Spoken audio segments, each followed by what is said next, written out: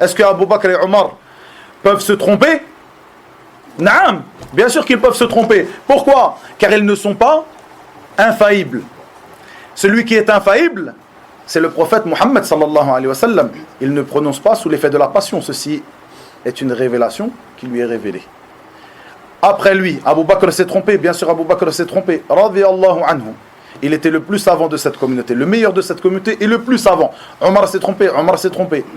Il était le plus savant après Abu Bakr et le meilleur de cette communauté après lui. Et autre que parmi les compagnons se sont trompés.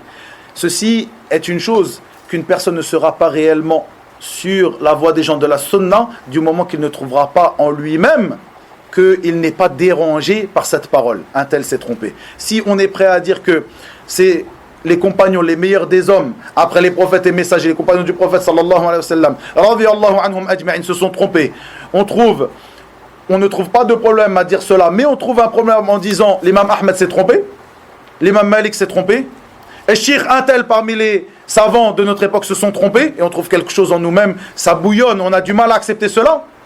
Où est la véracité de nos propos lorsque nous disons que nous sommes sur la voie des gens de la sunna, nous sommes sur la voie de as-salaf as-salih, alors que nous trouvons un mal dans cela? Un tel s'est trompé. Il s'est trompé.